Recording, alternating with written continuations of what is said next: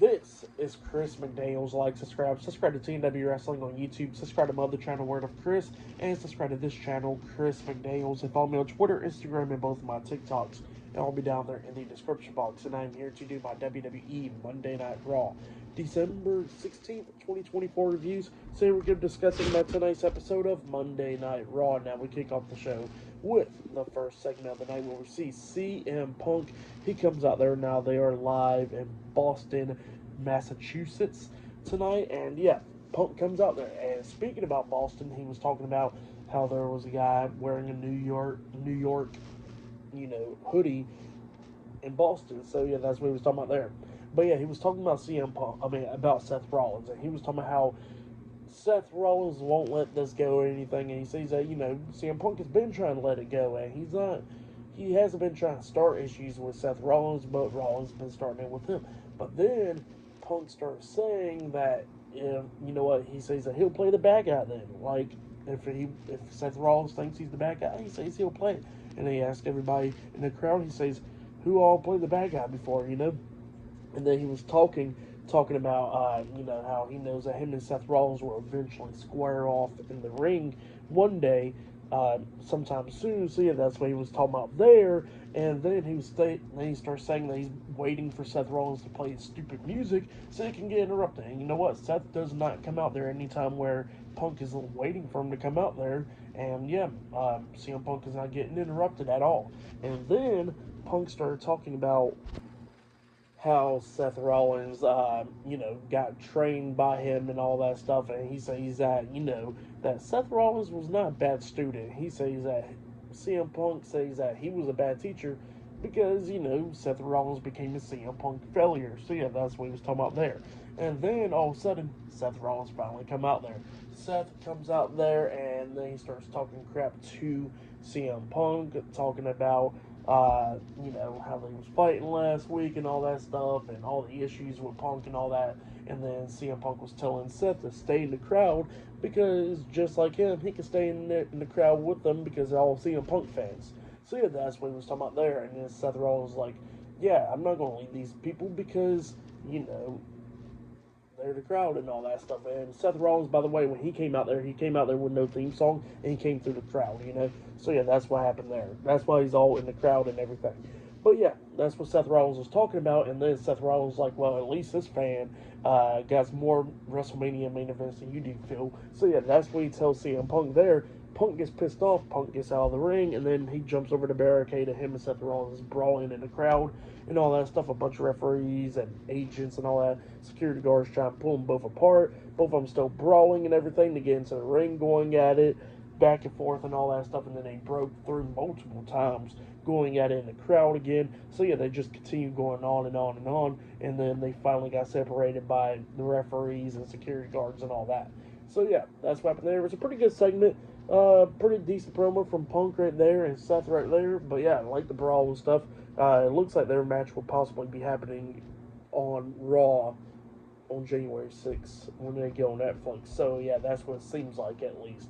But yeah, that's what happened there. Pretty good segment. But then after that segment, we see the World Tag Team Champions Finn Balor, JD McDonough, Carlito, Dominic Mysterio, and the WWE Women's World Champion Liv Morgan and Raquel Rodriguez, the Judgment Day backstage.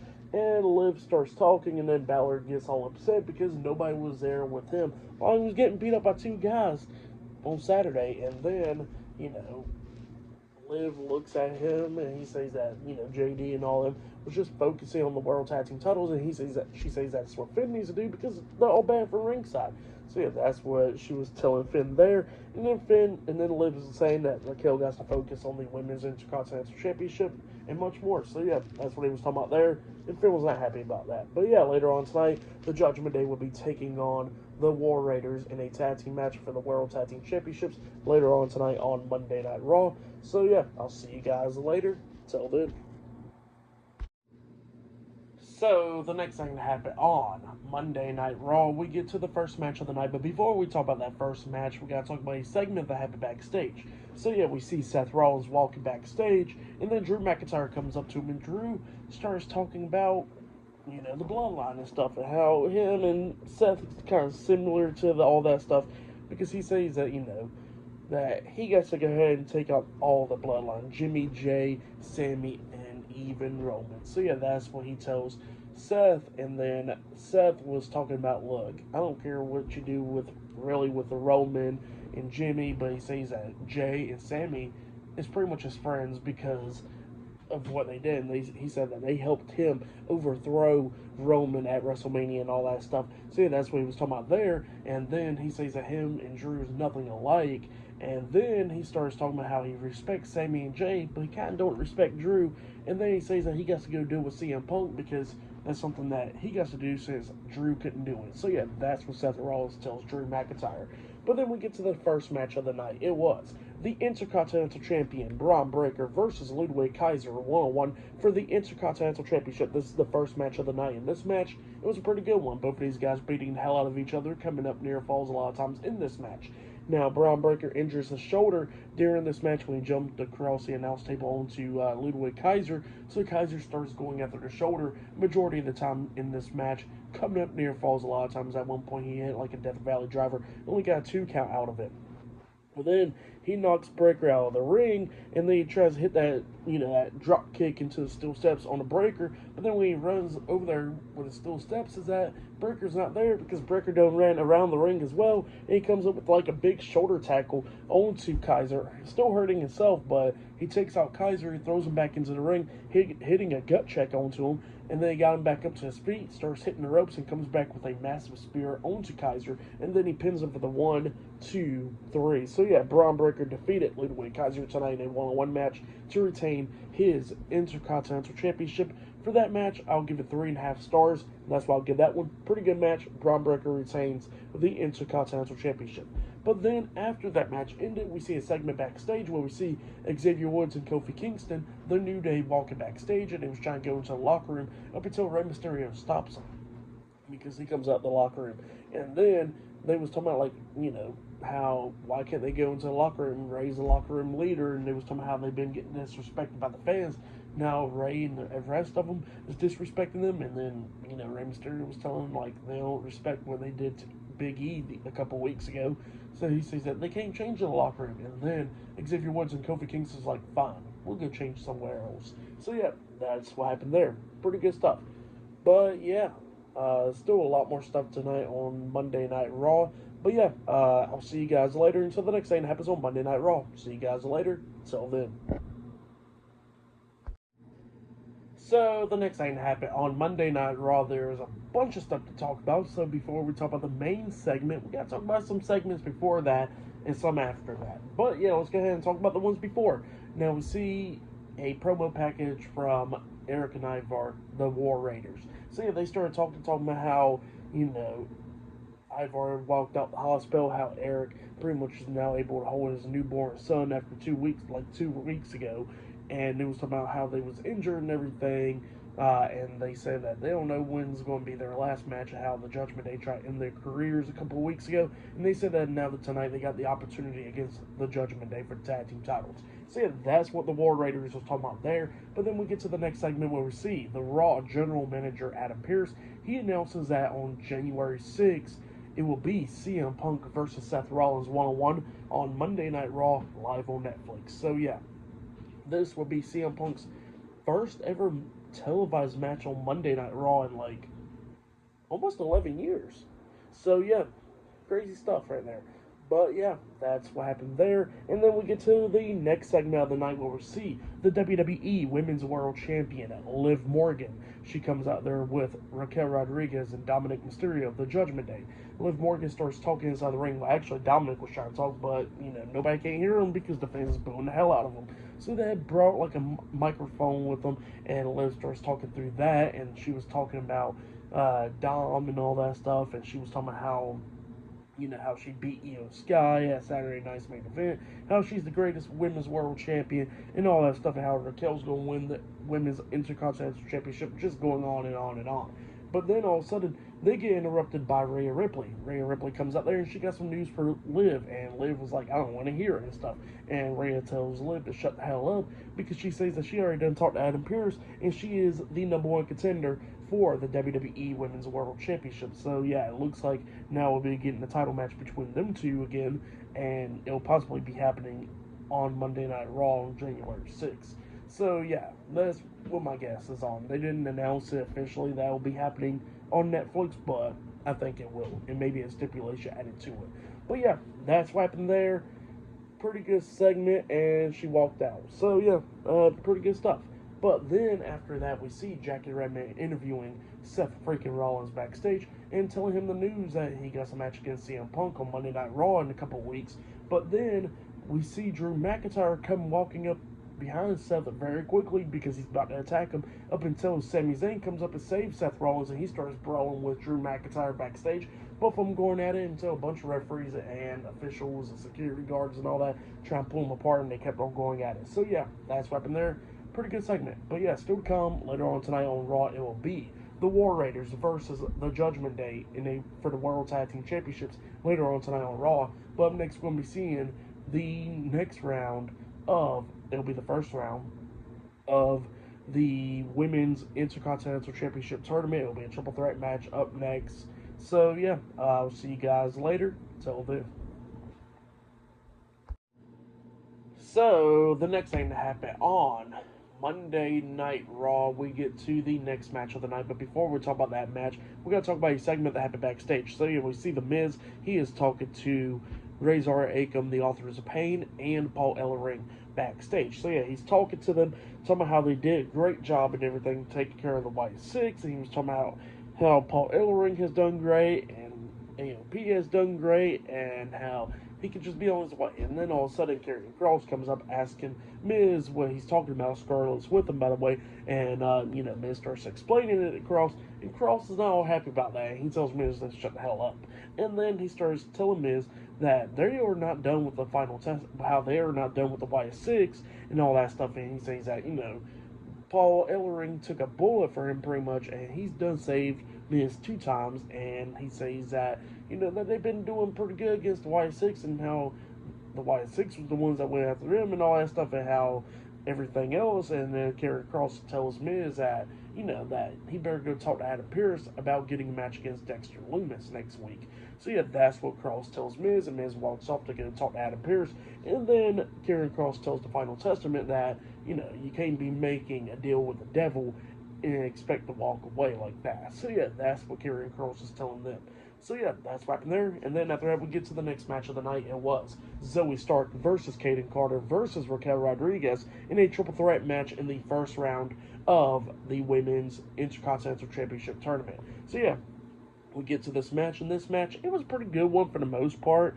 It was going back and forth and everything. Raquel starts taking down Kaden Carter, hitting a fallaway slam onto her, hitting that corkscrew elbow drop off the second turnbuckle onto Kaden Carter, picks her up, try to hit the Tejada bomb onto Carter, but then we see Zoe Stark jumping off the top rope with a springboard missile drop kick onto Raquel Rodriguez when she drops Kaden Carter. Raquel gets knocked out the ring, and then Zoe hits a super kick onto Kaden, and then grabs Carter, and then tries to hit the Z360 onto her. Now, I understand it's a hard move, definitely, to hit because you got to flip your opponent and all that stuff, but it did get botched pretty much, and then Stark pinned Carter for the 3 count. So, yeah, Zoe Stark defeated Kaden Carter and Raquel Rodriguez tonight in the triple threat match, and she advances to the semifinals of the Women's Intercontinental Championship. So, yeah, she'll be facing Dakota Kai in the semifinals. But yeah, that's what happened there for that match. I'll give it 2.5 stars. That's why I'll give that one. But yeah, that's what happened there. But then, after that, we get to the next segment of the night where we see R-Truth going up to talk to Alpha Academy backstage. Otis, Akira Tozawa, and Maxine Dupree. They was talking about the commercial and all that, and then R-Truth is talking about Butch and everything, and then we see Pete Dunne coming up, and he's getting sick and tired of Truth calling him Butch and all that. He's ready to fight him, and then Otis trying to get him to calm down, and then they all walked off, and then all of a sudden we see Chad Gable coming up with Brutus Creed and Julius Creed, the Creed brothers, and Ivy Nile, American Made, and Chad Gable was talking about how much of a joke Alpha Academy has became and all that stuff after how he left them and all that, and then he says that he's going to take some pickings out of him pretty much with Akira Tozawa first. So yeah, that's what he was talking about there. And Otis told Chad Gable to shut the hell up and stuff. So we're probably going to get that match on Monday Night Raw on January 6th, probably. It seems like, I guess. But yeah, that's what happened there. But yeah, I'll see you guys later. Until the next thing happens on Monday Night Raw. I'll see you guys later. Until then. So the next thing to happen on Monday Night Raw, we get to the main event. But before we talk about the main event, we got to talk about a segment that happened backstage. So yeah, we see Jackie Redmond trying to interview Kofi Kingston, Xavier Woods, The New Day, and they was talking about bias and all that stuff, talking about interviewers and all that stuff, and then all of a sudden they pretty much get cut out of the interview because all of a sudden we hear an attack going on backstage, and we see Zoe Stark, Shayna Baszler, and Sonya Deville, Pure Fusion Collective, attacking Kairi Sane, slamming her hand in the crate. So yeah, she is now injured, and they quickly walked off, where we see Io Sky and Dakota Kai, Damage Control, checking on Kairi Sane. So yeah, we don't even know if she'll be, able to compete in next week's match now. But yeah, that's what happened there. They took out Kairi Sane. But then we actually did see the new Raw logo. It was pretty cool. It's like, the Raw, letters of itself was like silver with like two lines coming across from above and under where it's red and stuff. So it looked pretty cool. That's one of the better Raw logos I've seen in a long time, at least. So yeah, that's better. But yeah, that's what they showed there. That was from earlier tonight. I forgot to mention that, but yeah, that logo is going to be used right when they debut on Netflix in a couple weeks. But yeah, after that, we get to the main event. It was the World Tag Team Champions, Finn Balor and JD McDonough, the Judgment Day, versus Eric and Ivar, the War Raiders, in a tag team match for the World Tag Team Championships. The rest of the Judgment Day is banned from ringside for this match. So yeah, we get to this match, and this match, it was a great one. Both of these teams beating the hell out of each other, coming up near falls a lot of times in this match. At one point, close to the ending, we see Ivar on the second turnbuckle. He had JD McDonough, and he hits a World's Strongest Slam off the second turnbuckle. He pinned him 1, 2. JD barely kicks out at 2. He tags in Eric, and then they hit the Viking Experience onto JD. They pinned him again, 1, 2. Finn Balor breaks it, a pin at the count of 2. They knocked Balor out of the ring, and then they was trying to hit their tag team finish move, the War Machine, onto JD. And when we see Ivar jump onto the second rope, he got pulled over the top rope by Finn Balor, getting knocked out the ring and all that stuff. And then Balor and JD starts beating down Eric inside the ring, taking him down. JD tags in Finn. JD then hits the moonsault off the top turnbuckle onto Eric, and then Finn quickly climbed up there on the top turnbuckle, jumping off with the coup de grace onto him as well. They pinned him 1, 2. Ivar breaks it, a pin at the count of 2, barely breaking it up. So it's just going back and forth and everything. Finn tells JD to get out of the ring and grab a steel chair. He gets out of the ring. He grabs the chair from underneath the ring. He gets into the ring. The referee's distracted and all that, trying to take the chair out of his hands. But then we see Balor get out of the ring as well, and he goes to the timekeeper's area, grabbing the steel chair, and he's trying to pull it. But then all of a sudden, the chair's not coming along, because we see Damian Priest. He gets his hands on the steel chair, and he pulls Balor into the barricade, hitting him chest first on the barricade pretty much. And then we see JD get clotheslined inside the ring by Ivar, getting taken out for the rest of the match. Balor gets into the ring, and then he gets hit with the War Machine by the War Raiders, and then they pin him for the 1, 2, 3. So yeah, the War Raiders defeated the Judgment Day tonight in the tag team match, and they are the new World Tag Team Champions. That's what happened there. Great match. They were celebrating with a bunch of pyro stuff going off. Great match right there. I'll say that was match of the night right there. For that match, I'll give it 4 stars. That's why I'll give it there. But yeah, the War Raiders are the new World Tag Team Champions. Hopefully the tag team titles will be defended a lot more. But yeah, that's what happened there. Great match. Like I said, match of the night right there. For tonight's episode of Monday Night Raw, they only had like 3 matches, I think, which is kind of crazy. Just 3 that I could think of. It was more segments than anything. But the segments tonight was pretty good. They need to add more matches for sure. I can only think of 3 off the top of my head. The IC title match, the World Tag Team title match, and that Triple Threat match. Which all of them was like great matches, but only 3 matches. That's insane, you know. But yeah, for tonight's episode of Raw, I'll give it 8.5 stars. That's why I'll give it. It was a good episode, but you know, definitely with the Punk and Seth stuff, it's been pretty good for the most part. And yeah, some of the matches are pretty good, but they need to add more. Add more matches onto the show, which hopefully they do in the coming weeks.